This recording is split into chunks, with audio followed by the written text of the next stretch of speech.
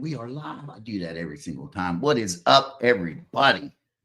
We are live today. Let me get some things set up here real fast. We got an amazing guest. I mean, this dude, you guys know what's up. I mean, he don't even need an introduction, but he's getting one. He's getting one today. So let's bring it on. This weekend, the hills are buzzing, 'cause a true legend stepping back in the spotlight. He's not just a moonshiner, he's a two-time master distiller champion.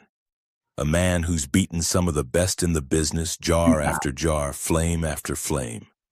Bam. And now he's dropping a new masterpiece that's already got folks talking. Aged oak apple, smooth as sin and bold as his backwoods roots. From the copper stills to the winner's circle, this man's proof that lightning does strike twice. So grab a jar, turn up that heavy metal, and welcome back the outlaw himself, Tater McClure. This weekend ain't just a release, it's a damn celebration. What is up, brother? Hey, how are y'all? Did you hear it? Was that okay? Was that a good one? Yeah, that was pretty good for me. That's a lot of hype. Well, I mean, it's well deserved, bro. Listen, you got, like, as we were talking earlier, right? It's been a long time coming.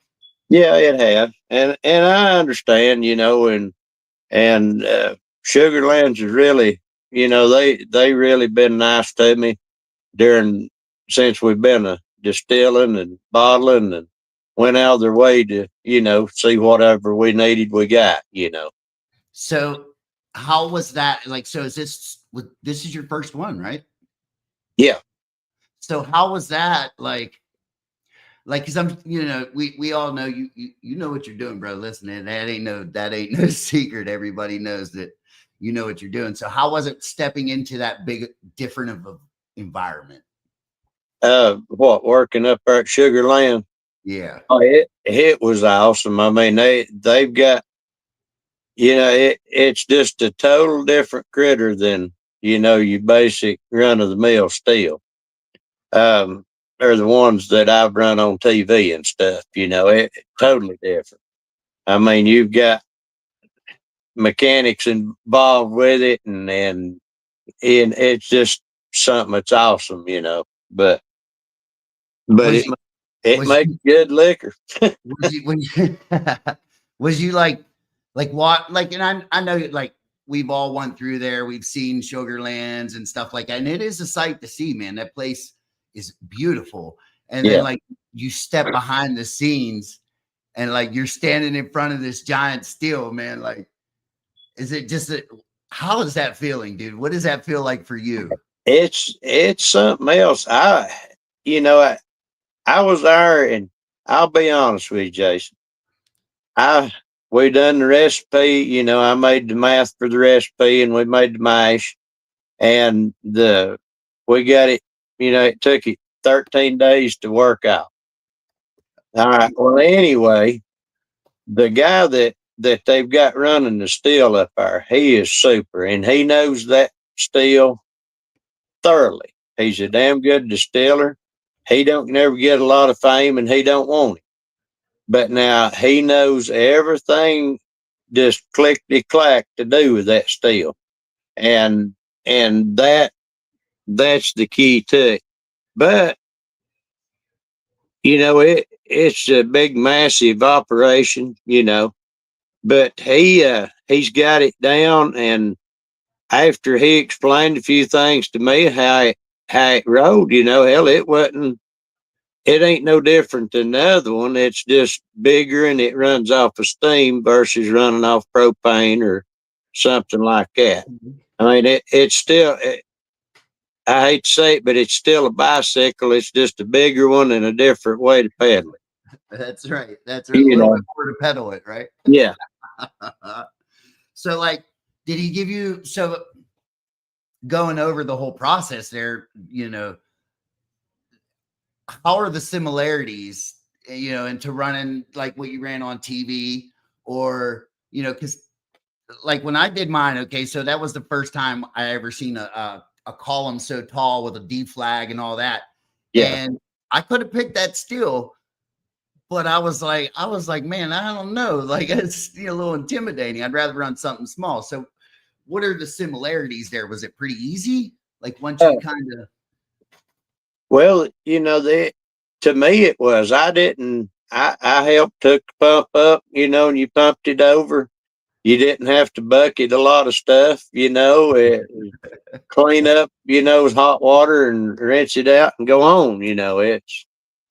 right. It's pretty nice in a way. Your back don't hurt as bad at the end of Right. the day, but now you still have to lift most of the stuff and put it in the fermenter, the beginning of it. Right. And I forget how much apples. I think it's like 200 and something pounds of apple puree we had to open up and put in it, and all that stuff. But Right. Okay. So yeah, now you got like so because I had seen one that's close to me, Lynchwood Spirits, man. Amazing people here, right? So Mhm. he's like totally automated, man. And he's like you're like me and you kind of people, right? So when he's over there flipping that switch, man, he's got this grin on his face, dude. He's like, I ain't working hard no more. Yeah, yeah. But in the I was surprised at how much apple did come through with the run because of the collar. I figured that it would strip most of it, Right. but we run it, one and done, from front to back, and then we did the cut on it after that. And just cut it with water to get the proof down. But Okay. uh, it uh, it it's pretty good stuff. It's as good as what I showed on the show with, and Man. it don't have a lot of burn. I figured it'd be like a vodka, with that tire. It strip it all out, but it surprised me, and I didn't infuse none with the you know all hell in the thumper. I didn't put nothing in it, or infuse nothing while we was running it. Right. Uh, it really it's got the apple to it front to back. It's pretty good stuff. I ain't gonna joke about it. Or I'm like I super think it's eager. pretty good. Listen, man, I'm super eager to try a jar. Like, when I'd seen, so that's a good question. So, did you have an option of what you were putting out, and how hard was it coming to that Uh, decision? no, the hardest thing was naming it to where it would, fall in the category. And of course, putting sugar in it, we couldn't call it a brandy, so we had to call it a shine. Okay. Uh, but I had to. I wanted to run the apple because that's what I'd won with, and that we just left it at that and went with it. It's pretty, apple brandy's pretty popular drink, Right. Right. and Yeah. and and it's been produced for a long time. But, from 1700s, the first people that settled in America was using apples, It's and it's it, amazing. It's a really good flavor. Apple is again, like you're saying, dude. It's like one of them fruits that have been around, since the beginning of time. yeah, yeah, Right. and they Ooh. people's got their own ways of making stuff, and people gets different tolerance levels, I guess. Some people, like hot liquor, or they want a little burn, or some people like just to drink one drink and be drunk, high approach. But to me, a fruit, way I done mine at 90. That's where all your flavors really going to start in at, as far as and be at, is around 90 or below. And that's why I tried to go with that on it. And then that apple's like, you get it now. What you had said earlier, what is the percentage of apple as compared to the aged oak flavor? well, whenever, we aged, we didn't age it. We oaked it because it wasn't, I mean, it was 3 days I put oak in it and let it set. And it was, where the temperature had run up and down. It was in a tote, but still the temperature was variant then. That's when I done it the week that our first cool weather started coming in of a morning of a night, and it was setting open air, so it would get warm and get cold while that was in there. And it didn't take but 3 days to do it, and it come out the best way I can describe it. I ain't no liquor connoisseur or whatever, I'm just a damn hillbilly, but to me, the best way to explain it is that it's about 2/3 apple with a third oak backing it up, and Man. it's kind of like a bourbon barrel smells. That's about the best way I can describe the oak flavor to it. Okay. It's just got a hint to it. All right. And then what kind of apple did you use for that? Was there a specific apple or No, we did. I've always just apple's apple to me. There's one variance in an apple that I can tell a lot of difference in the flavor as far as tasting it. Right. Me, and that stands out versus any other, and that's a Macintosh. Yeah. And they grow here, but they don't do as good as they do in the upper states, in Michigan and up in there. So we don't get them here. Okay. I would love to get a hold of sometime or another in an environment where I could distill and run a run of Macintosh. I think that would turn out good. But now, to answer your question, we just used apple puree for the time allotted that we had, and the easy to get and not have to fool logistics, let's say, part of it. I got you. I got you. So when when the jar release happens, what I want to know. How many of them cases are you buying? Uh, I I probably honestly won't buy that many. If I do, the ones that I buy, I'm just going to lay back to do for benefit auctions and stuff like that. Oh, yeah. Put that fancy on there, let it rip. Yeah. So like let's see here. So was it now? Is this now? You said you have one with apple, right? You had one with apple. Yeah. Now it wasn't an aged apple, right? Well, it was oaked apple. We done about the same thing. Only we just aged it or oaked it for 24 hours. I got you. Okay. Now, all right. Let's see. Because Mr. Daniel Stevens wanted me to ask you what it was like to be a celebrity. I'm not a celebrity. I'm just a damn tater hillbilly. I eat beans and taters and wild meat, and that's about my diet. Listen, I was going on TikTok a little bit earlier on a live, and I had I was trying to get people to have me ask questions for you, and of course Daniel Stevens is the only one that wants to chime in all the time. Yeah.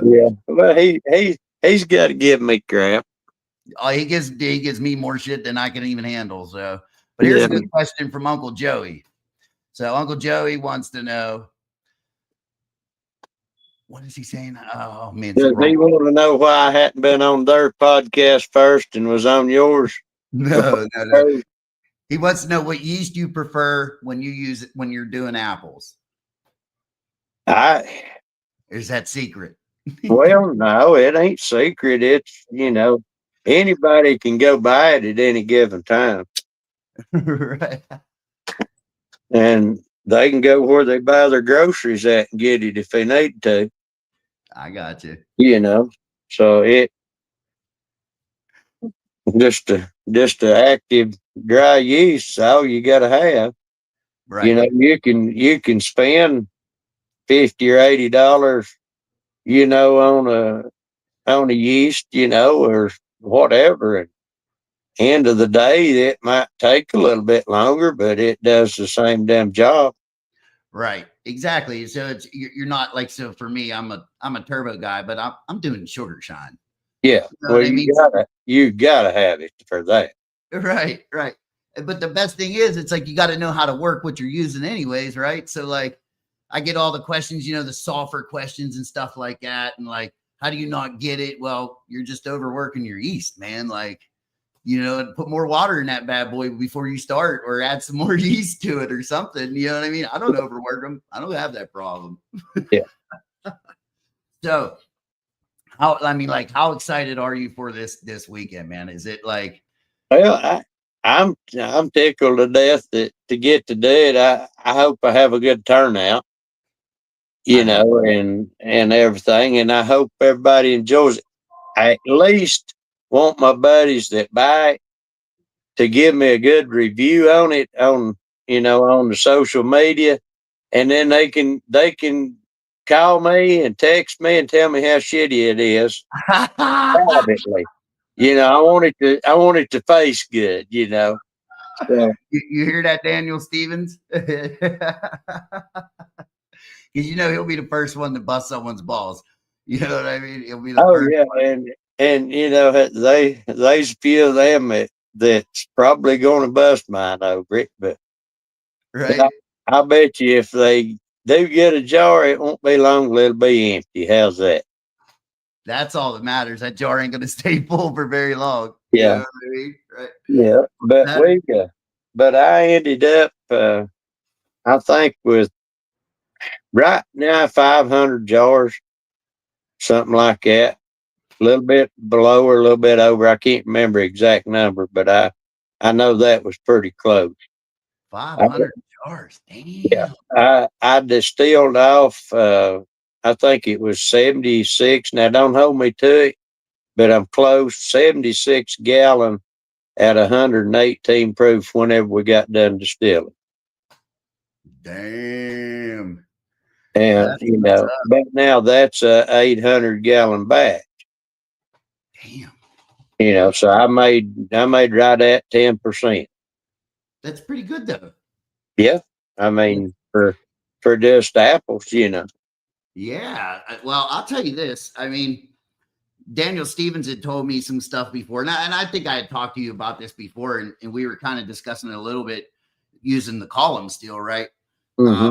So before I ever even, because everybody, the column, the reflux, they're all like, you're not going to get a lot of flavor out of that. And I did strawberries, the way you had told somebody to do apples, right? Freeze them, thaw them, do that whole process because and let me tell you what, that was still the only shine that I had made, only brandy that I made. And now, mind you, it was in a reflux. It was 172 proof, and it still tastes like strawberries. Like the strawberry was so boom, like they're unbelievable, man. The amount of flavor I got out of that. So, and that's what you ran there. It's a big column. Yeah, that's all they have. Ours a column. Okay. And I think it's got 5 plates in it. So it distills 5 times, and then they've got that cooler box on top. It makes it reflux one more time. So you'd probably really getting 6 runs right there, Shit. before it hits a condenser. So like when you turn in that knob and that shine comes out at the end, man, like, is it high flow? Is it rolling out of there? You know what I mean? Like, it's coming out pretty daggone quick. See, because I think from start to finish, I think, now I don't want to bother that guy that distilled its time card, but I think that we was actually run for maybe 6 hours. Might have been eating nearly 7 time we got plumb done. Damn.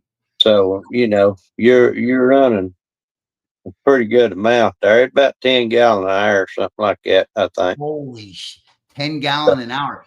Shit, dude, I'm running little stills that take 10 hours to get a gallon. That's what it feels like sometimes. You're like, what the hell's going on here, man? Yeah, but you ain't a multinational conglomerate, though, is it?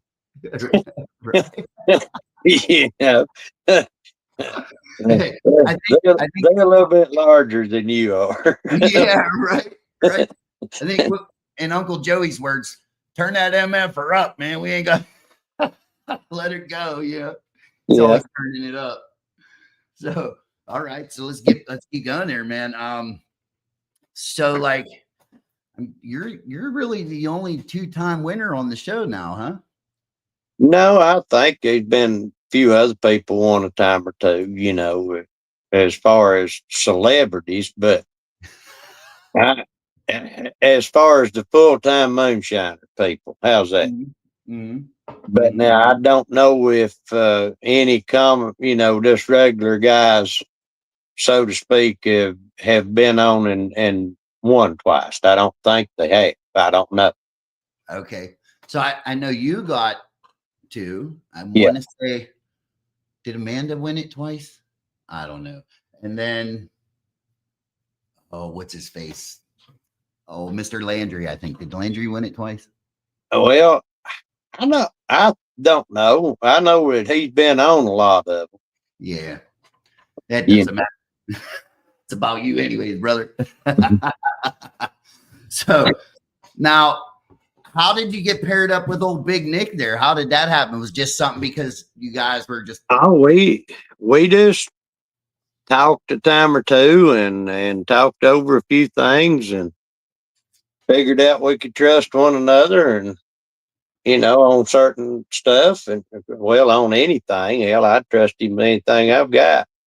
But you know, in the big realm of all of it, and we've you know helped one another out when we can. absolutely. That's He's a real good guy. He's good hearted. Got a good woman behind him. Got 2 kids now. Uh, but now he can make a badass fucking batch of liquor himself. oh, And no joke, he's got some flavors that he ain't got out that I really like. Um, ooh, so you know he you know he's got a future in the legal industry of it, and yeah, he's smart. He knows a little bit about it enough to where he can deal with it. You know. yeah. See, he's he's what I think everybody else is trying to strive to be, which is a Yeah. good thing, man. Like, And you know Nick, he come to me and talked to me one time, and I seen then, you know, he, he really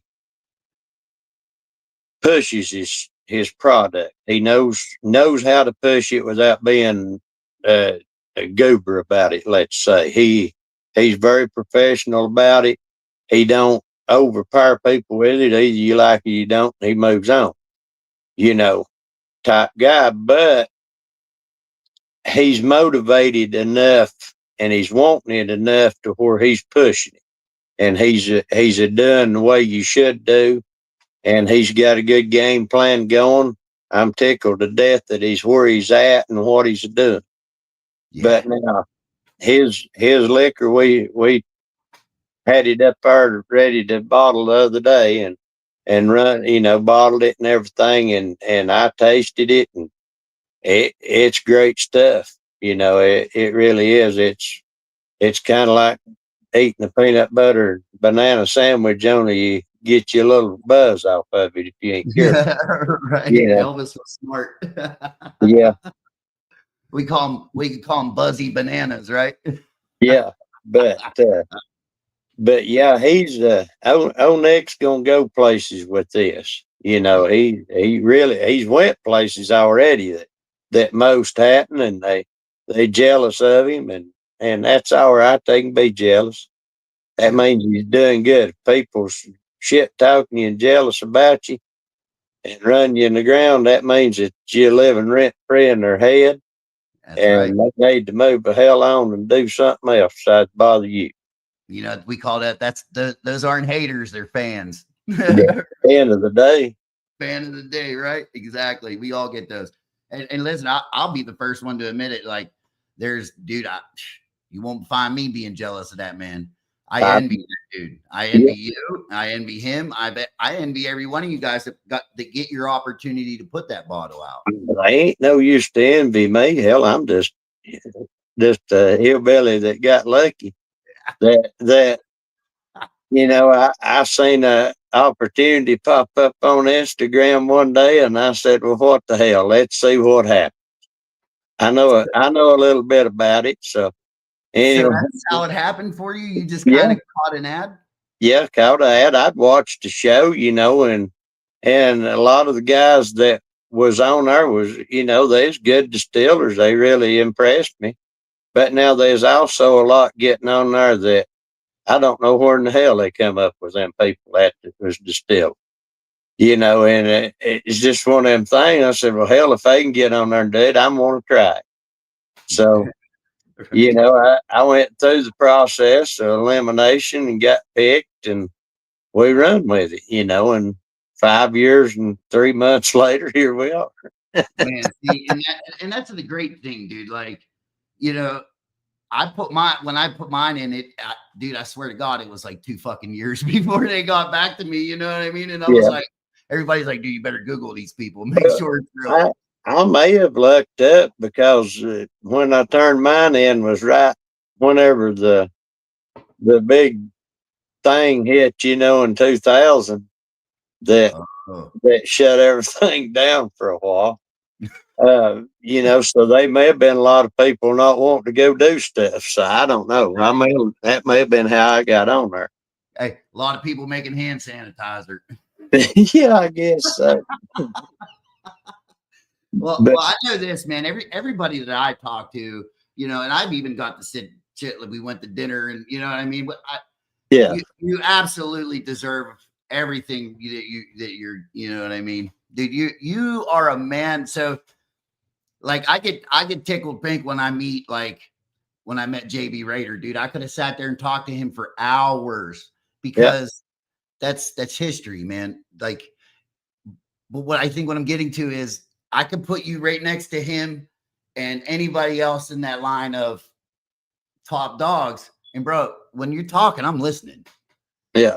JB's a cool dude, man. I like being around him. He's knowledgeable. I like sitting and people watching with him. We me and him bad about that. We keep up with everybody. We may not let on like we are, but we know what everybody and every quirk is in the crowd. Right? You're keeping up people watching, man. Hey, go to the beach, sit on the boardwalk, and that's all you do is people watch the whole time, man. Yeah. And then when I do it, I always think like I'm always looking for the one that's like, well, man, I ain't that bad. Keep on walking. I'll just keep walking. But no, that whole crew over at South Mountain, they good people. Oh, Don, he's knowledgeable guy. He knows his ins and outs about the liquor business. He's a coming on and got a lot of good ideas that's coming out, on out in the future. Everybody will see whenever it happens. Yeah. But I think that he's going to be one of the, I think this is going to evolve into, micro distilleries. But now Don's more of a mid-range distillery right now. He's grown a lot, and I think that he's going to be a tough one to deal with in some of this stuff. I think he's going to be a good seller. He's got a good game plan going, and a lot of good things going to happen there this coming year. And JB's got a label coming out with him. They're doing a box set that's got all 3 of them in it, but he's got a whiskey that's coming out Veterans Day, the 11th, and it's an actual whiskey that they made, and it's aged for a little bit in bar. So you get I think the only way you can get it right now is to get it in the box set, but you get the 103, and you get the Honey Crisp, and then you get the whiskey. Okay. Now the 103, I think is that what he told me is his and popcorn's rest or that. I think it is. I don't hold me to it because I'm not 100% on it. You know, but I think if it ain't, it's pretty daggone close. Okay. Now, so who? No, that's the other one because that's old Panhead. He's at. Is that Copper Creek or South Mountain? Copper Creek. Okay. Okay. Because they're putting out. Listen, it's a tough industry, anyways. Like, oh yeah, especially where you're at because that's where the game is, bro. Like, well, it's saturated. Yeah. You know, now a body might do I don't know. I don't know. It's pretty heavily populated right here. So have you ever thought about doing your own distillery? Is that ever an option for you? Yeah, I've got a game plan on one, you know, with an idea. But I had made plans with few, you know, one person back 6 years ago or 10 years ago, something like that. And they got to where they just couldn't get into the business, you know.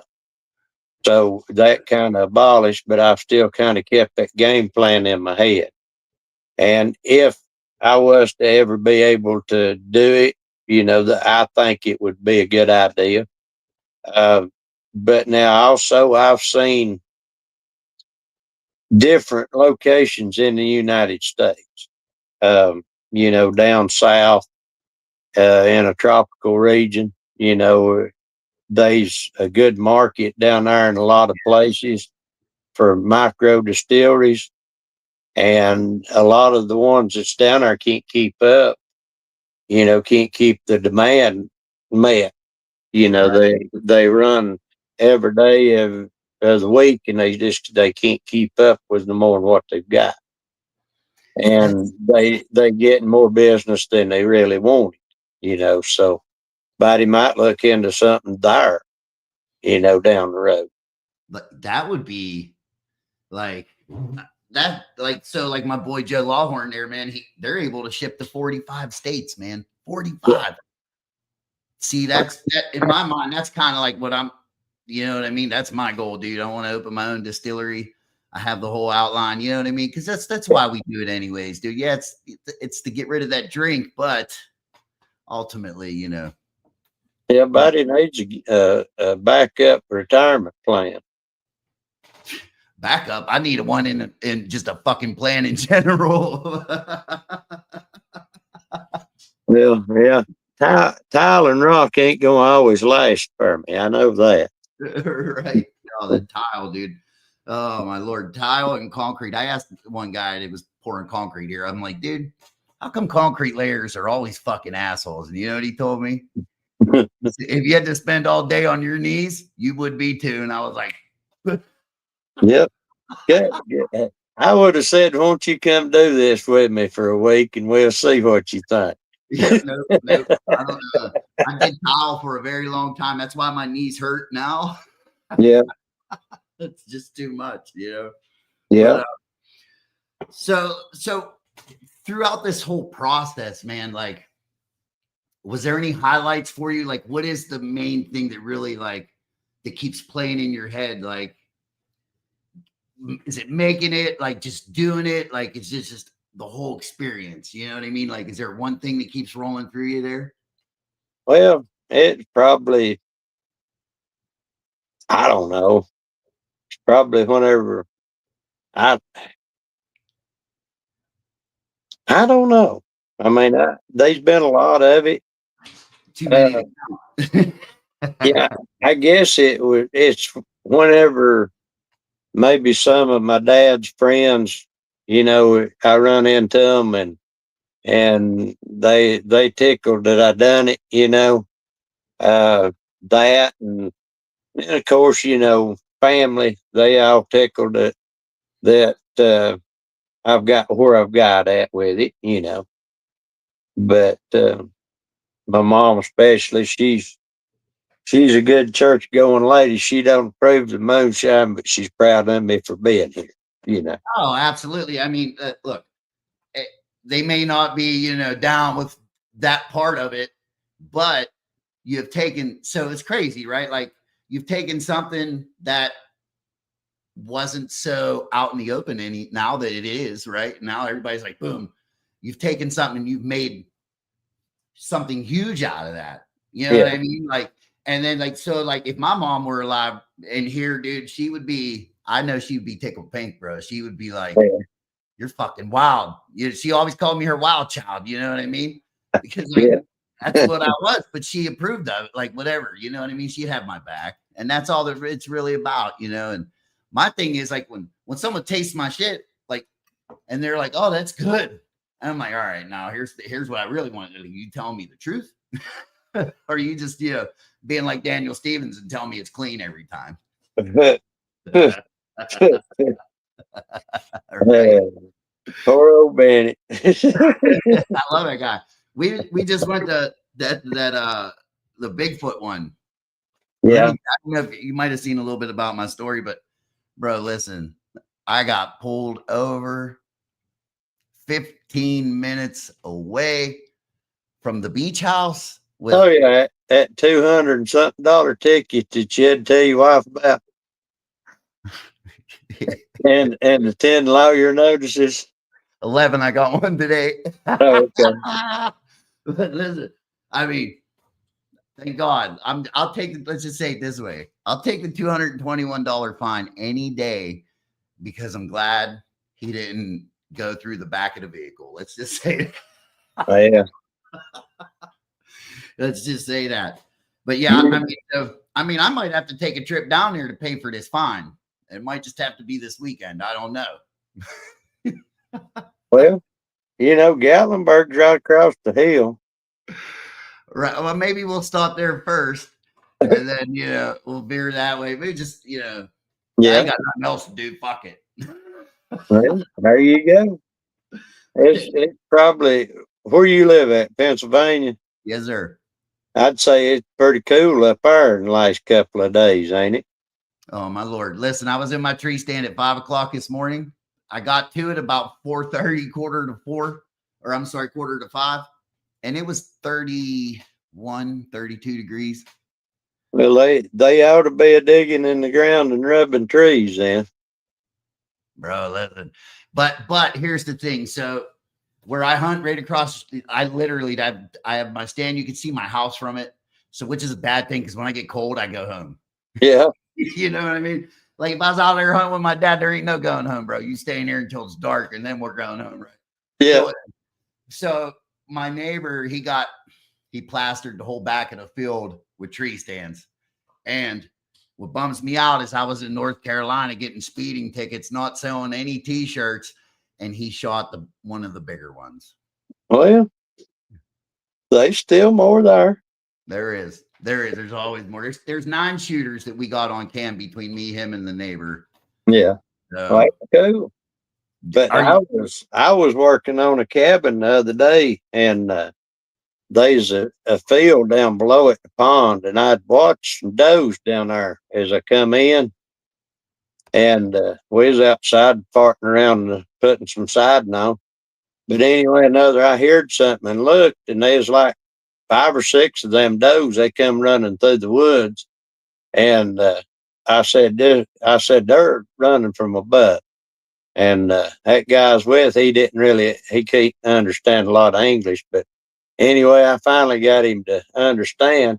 And about the time that I did, I heard the limbs breaking again and looked, and there's a big 8-pointer standing and looking at us. He said, muy grande. I said, yeah, muy grande. Very good. he said, so you know Spanish? I said, no, Espanol. Hey, just hold it, tell him to speak into your phone and translate it, man. You'll be good to go, right? You can get a translator on. Muy grande. Tell him. Hey, tell him this. Be that. Yeah, that's the way me and him communicate through our phone. Chi-chi's grande. But But anyway, he said, he asked me then after that if I'd take him deer hunting sometime. So I may get him lined up for the license and take him hunting. So when is your deer season come in? Is it in already?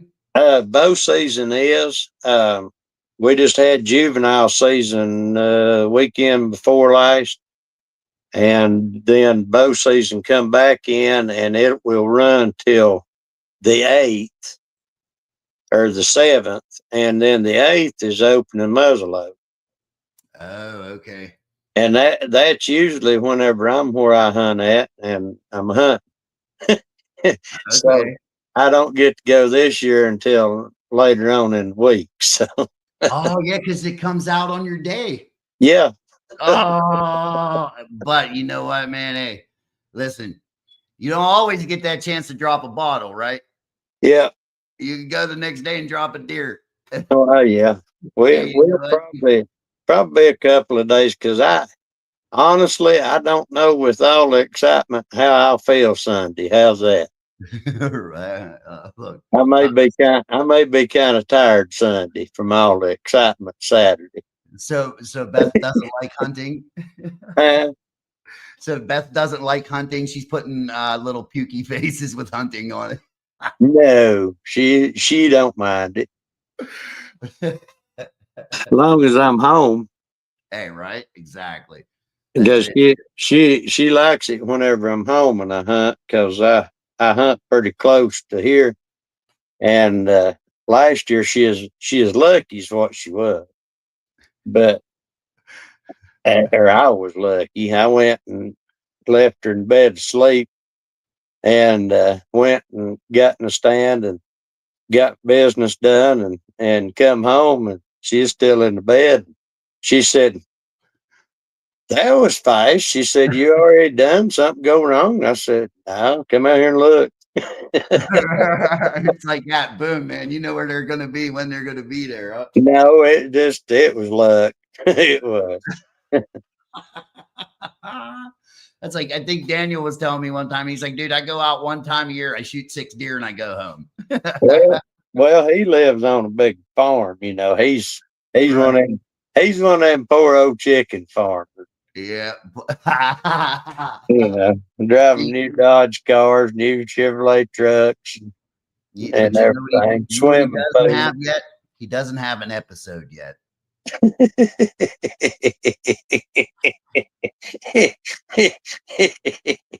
Poor guy. I love it. Listen, that's the only comeback I can ever get. He busts my balls so bad. That's the only thing I'm like, well, at least I'm, at least my episode aired. Look, it's he's not on here now, or he is, but he's just being quiet.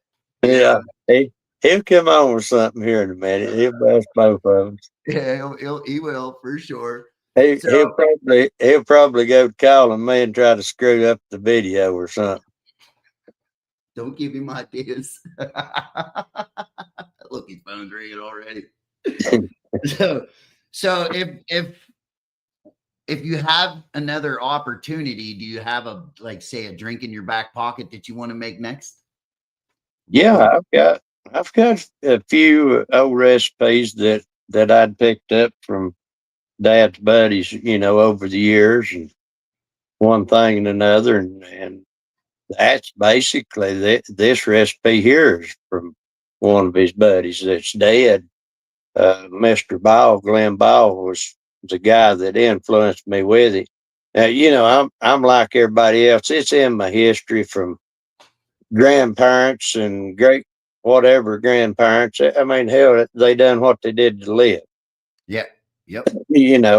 But as far as watching them make it, and them telling me this is how this is done, this why it does this, and this why it does that, in layman's term or hillbilly talk or whatever.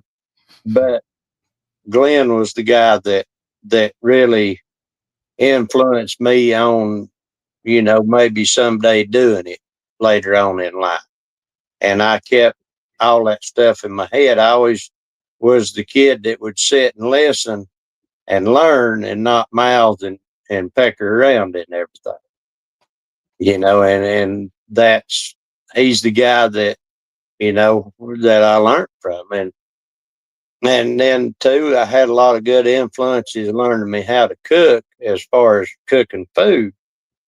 And that's helped me with that. But also, usually if you a pretty good cook, you can make a pretty good distiller. I don't know. I don't know if it's a blessing or what you call that, but there's some people that cannot cook. It don't matter. You can give them a recipe exactly how you do it and watch over them, and it will not be worth a crap. And then there's other people that'll get it and grab a jar of this, a thing of that, and throw it, just, and there it is. It's great, and I think cooking is a blessing, I absolutely agree with that. And this is funny, like it goes all the way down to a peanut butter and jelly sandwich, man. So like I would make my own. It just didn't taste right. But then when my mother would make it and put them in our lunches to go hunting, that was the best freaking peanut butter jelly sandwich in the world, bro. Like, what did you do differently? I have no idea. My mom would say, I made it with love, son. Yeah. That's like Granny whenever we'd crappie fish in the wintertime. Back early on, we didn't have a boat. We fished off the bank. And or that's the way we fished. But anyway, she'd always make eggs and biscuits and wrap it in tinfoil. And we'd eat one, fresh out of the oven before we left. But she'd fix like 20 for 3 of us to eat. Right. So, I was the fat kid and I was a kid. So I'd sit there and I'd eat most of them. But it didn't matter how cold them things got.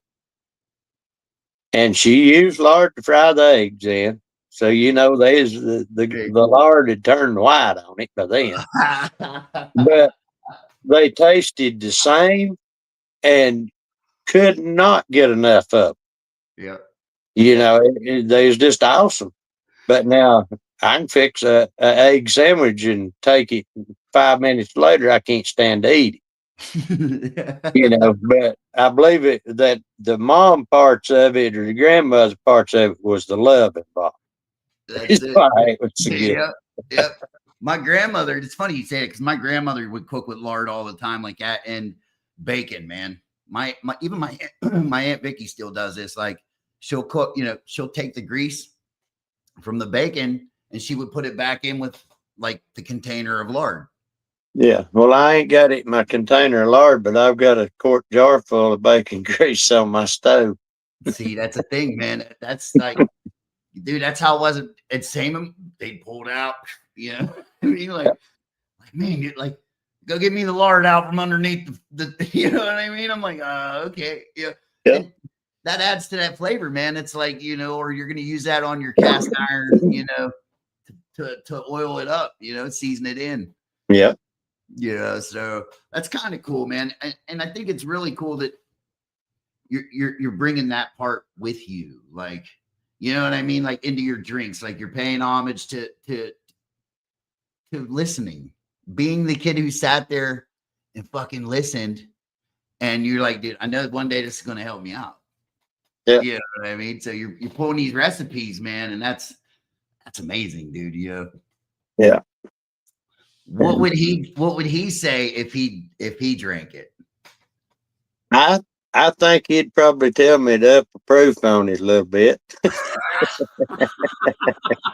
It ain't strong enough for him, huh?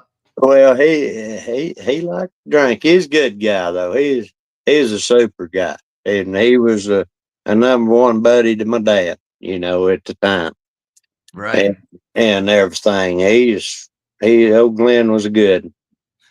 So, and that's where you got your, like, all your knowledge is your dad and your grandfather and their friends. Yeah. Okay. Have you ever ran shine with your dad? Like, no, Dad never did run liquor. He handled a lot of liquor. you know, but he didn't never have an operation. He was a farmer type guy. Yeah. He grew a lot of stuff in his days. Lots of corn. No, it wasn't corn. He's in the cornfield, but it wasn't corn. Green corn. That's it. Yeah, that's what they call it, green corn. Green corn. Right. But you know, that's what was going to make money to survive on then, and that's, you know, they was several of them, you know, done that here where I live. Yep. I mean, it's just the damn truth. It happened. What can you do? They wasn't out trying to hurt anybody. No. At all. They didn't and wouldn't usually. You know, now if somebody tried to hurt one of their kids or their dog, yeah, hell yeah, they'd whoop the hell out of it. Different story, right? You know, doing that, he never did sell local. Never, you know, it just he didn't fool with local stuff. I mean, he did everything he done was. He always said, "Don't shit in your own backyard." Daniel Stevens. I can't say it to read it. I'd probably cuss him out. No. I'm telling him don't shit in his own backyard. No. Right. I don't know. But okay. So, but no, it's, you know, it's just something that I got an opportunity to do. I'm tickled that I did, and everything, you know, and I finally got to make some on the show, you know, and I proved to myself that sitting there and watching it done me some good, you know, and I'm glad I got an opportunity to make some. Probably wouldn't have never got to make any if it hadn't been for that. Right. See, that's cool, man. Like, just and that's the same here with me. Like, dude, I can tell you when I first started watching Shiners, man, and I'm gonna be 100% honest with you. The guy that I was making moonshine with after we started watching, the first person other than like the normal ones was you. He would talk about it. He's like, man, you see that Tater dude? He's making, you know, and I was like, okay, bro. Like, and then that's really when I started watching Master Distiller. But like, I can tell you when I started watching Shiners, when Tickle fell off the top of the thing and broke his ribs. I thought, I don't even want to think about that. That is the sickest thing I ever seen on TV. I bet you. That poor fucker. Right. I mean, damn. I ain't lying. I come to damn it puking, and I can handle a lot of stuff, but that hurt. That had to hurt. Dude, that's what I'm saying. Going off of that thing, boom, and then down, like, yeah, got on that toolbox right on the ooh. It just gagged me. Think about it now. But that's when I first started watching. I'm glad the poor feller didn't hit his damn head and neck like that. He'd been laying there. That'd have took him plumb out. Yeah, I mean, might not be making good shine anymore if he'd done that. No, he'd been in the damn ground. They'd killed him. Right. He got lucky. He did. Now I keep thinking because he went over, and then it just folded him up. That's the best way to put it. Folded him like a lawn chair, bro. Yeah. Folded him like Richard Landry folding a damn moonshine still.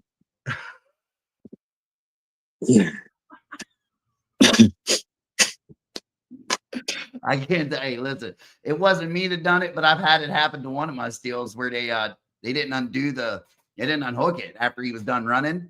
So I went down the garage the next day and he was standing right next to me. I let the dude use it. I go down there and he's like, there's like 5 or 6 people down there. He's like, dude, did you see your steel? And I'm like, no. What do you mean did I see my steel? Dude, I walked into the other room. I was like, Tater, I couldn't even fucking say anything to him. I just turned the fuck around and left.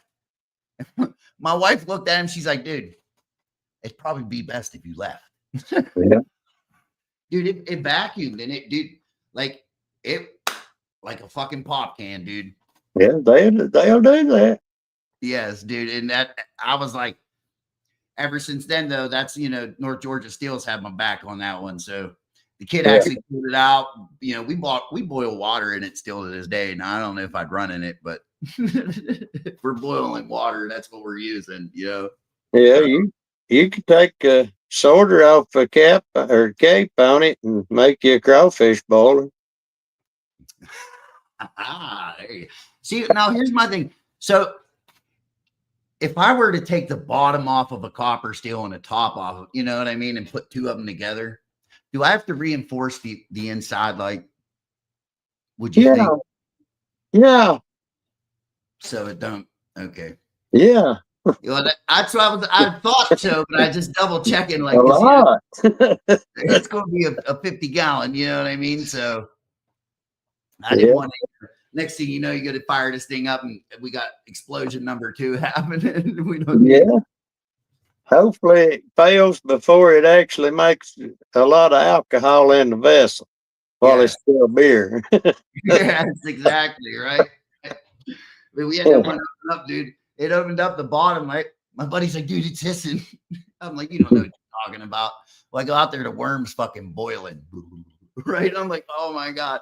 So I go around to shut it off, and I couldn't even get to the propane in time, man. It opened up like at the bottom.